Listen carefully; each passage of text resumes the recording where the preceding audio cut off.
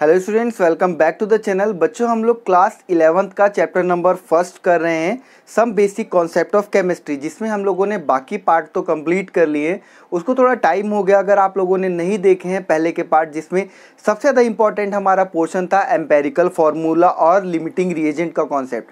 तो आप लोग प्लेलिस्ट चेक करिए चैनल पे जाके, वहाँ पे आप लोगों को वीडियोस मिल जाएंगी। आज हम लोग लास्ट पोर्शन कर रहे हैं और इसी के साथ हमारा चैप्टर जो है वो फिनिश हो जाएगा। हालांकि इस वीडियो को आने में बहुत ज़्यादा देर हो गई क्योंकि बीच में एग्जाम चलने लग गए थे एसओएससी के, दैट्स वाई। ठीक है, अब हम लोग आज का पोर्शन कंप्लीट करके इस चैप्टर को फिनिश अप कर देंगे, देन हम लोग सेकंड चैप्टर स्टार्ट कर देंगे। देखिए, आज के पोर्शन में हमें पढ़ना क्या है। आज का जो हमारा टॉपिक है वो है रिएक्शंस इन सॉल्यूशन। ठीक है, यानी कि जब भी कोई सॉल्यूशन होता है उसमें कितने तरीके की रिएक्शन होती है, क्या क्या चेंजेस वगैरह होते हैं, उनके बारे में हम लोग जानेंगे। जिसमें हम लोग सबसे पहले कवर अप करेंगे मास परसेंट, उसके बाद हम लोग कवर अप करेंगे mole fraction, then molarity, then molality. ठीक है, इतना पोर्शन हम लोग आज कवर अप करने वाले हैं, जिसमें से मैं आप लोगों को सबसे पहले स्टार्ट कराता हूँ मास परसेंट से, कि मास परसेंट होता क्या है। ठीक है, देखिए मास परसेंट हम लोग निकालते कैसे हैं। हम लोग फॉर्मूला पहले देखो, मास और सॉल्यूट ऊपर रखोगे, मास ऑफ सॉल्यूट नीचे, mass of solution, mass of solution और इनटू में कर दोगे 100। अब ये कैसे हुआ, इसका एग्जांपल देखो। मान लिया कि हमारे पास 2 ग्राम चीनी थी, ठीक है, 2 ग्राम हमारे पास शुगर था और 18 ग्राम हमारे पास वाटर था। अब इन दोनों को मिलाने पे हमें पता है कि दोनों को अगर मैं मिलाऊंगा तो सॉल्यूशन बन जाएगा, क्योंकि हमने पढ़ा है सॉल्यूट प्लस सॉल्वेंट क्या हो जाता है, सॉल्यूशन हो जाता है। तो टोटल कितना आ जाएगा, 20 ग्राम आ जाएगा।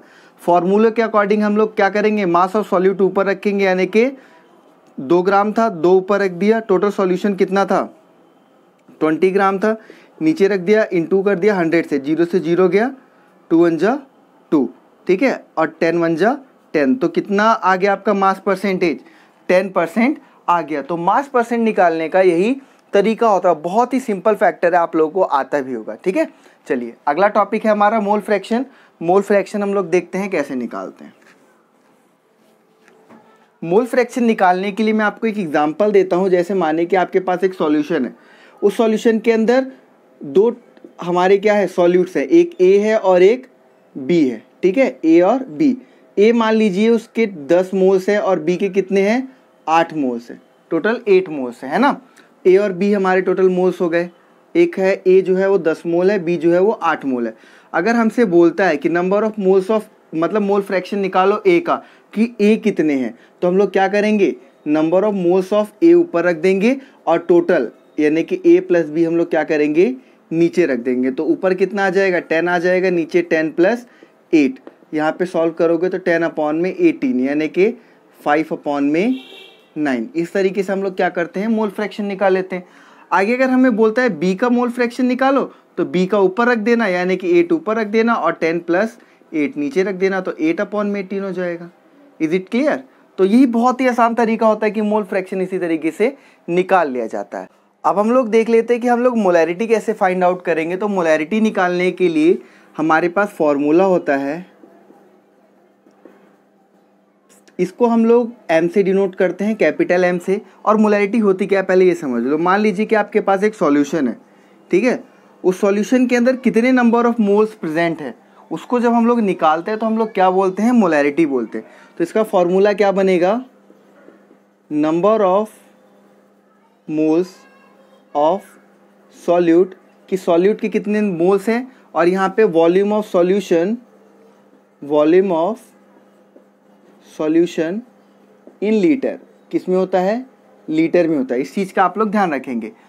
कई बच्चों को हो सकता है ये ना पता हो कि हम लोग मोल्स कैसे फाइंड आउट करते हो। तो मैं आपको बता दूं कि मोल्स निकालने का फॉर्मूला होता है गिवन मास अपॉन में मोलर मास। ये फॉर्मूला होता है हमारा क्या, मोल्स निकालने का। इसी फॉर्मूले को आप लोग यहाँ रख के मोल्स निकाल लोगे और उसके बाद volume of solution in litre रख दोगे। ठीक है, कि मान लिया कि हमारे पास 1 लीटर सॉल्यूशन था और मोल्स कितने थे, 2। तो जब सॉल्व कर दोगे 1000 से डिवाइड करोगे तो कितना आ जाएगा, 0.002। ठीक है, ये आपका क्या आ जाएगा, आंसर आ जाएगा। और यूनिट क्या लिखोगे, यूनिट आप लोग लिखोगे, मोल्स की यूनिट क्या होती है, मोल ही होती है, और वॉल्यूम की क्या हो जाएगी, लीटर, तो क्या हो जाएगा, मोल पर लीटर। इस तरीके से आप लोग मोलैरिटी निकाल सकते हैं। ठीक है, चलो लास्ट टॉपिक हमारा बचता है मोलैलिटी। अब मोलैरिटी और मोलैलिटी में डिफरेंस क्या होता है? हम लोग मोलैलिटी को ही क्यों प्रेफर करते हैं सबसे ज़्यादा? इसके पीछे एक रीज़न है कि जो मोलैलिटी होती है वो टेम्परेचर डिपेंडेंस नहीं होती। इस चीज़ का आप लोग ध्यान रखना, मोलैलिटी टेम्परेचर डिपेंडेंस नहीं होती, इसीलिए जब भी हम लोग एक्सपेरिमेंट करते हैं तो हम लोग क्या करते हैं, मोलैलिटी को ही प्रेफर करते हैं। ठीक है, देखो निकालेंगे कैसे हम लोग मोलैलिटी को।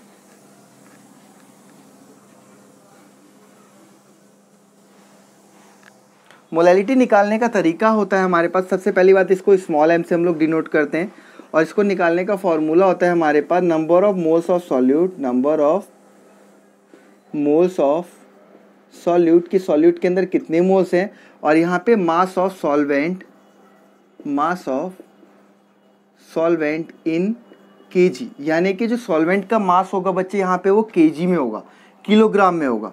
तो बस तरीका वही सेम है जैसा मोलैरिटी का था, वही इसका भी है, और इसकी यूनिट क्या हो जाएगी, इसकी यूनिट हो जाएगी मोल पर किलोग्राम। ठीक है, इस तरीके से हम लोग यूनिट निकाल लेंगे।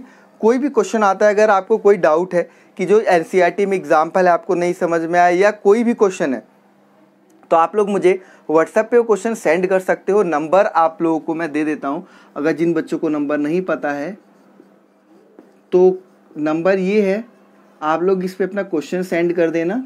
ठीक है, और चैनल पे अगर नए हो तो सब्सक्राइब कर दो, इस तरीके की वीडियोस आप लोगों को मिलती रहेंगी। बाकी हम लोग एमसीक्यू की टेस्ट सीरीज भी जल्दी लाएंगे, क्योंकि चैप्टर जो है ख़त्म हो चुका है। अब चैप्टर ख़त्म हो चुका है तो एमसीक्यू की टेस्ट सीरीज भी जल्द से जल्द आ जाएगी आप लोगों के लिए। बाकी बी कनेक्टेड, अच्छी लगी वीडियो तो लाइक भी कर देना और अपने फ्रेंड्स के साथ शेयर भी कर देना। All of you, thank you for watching the video.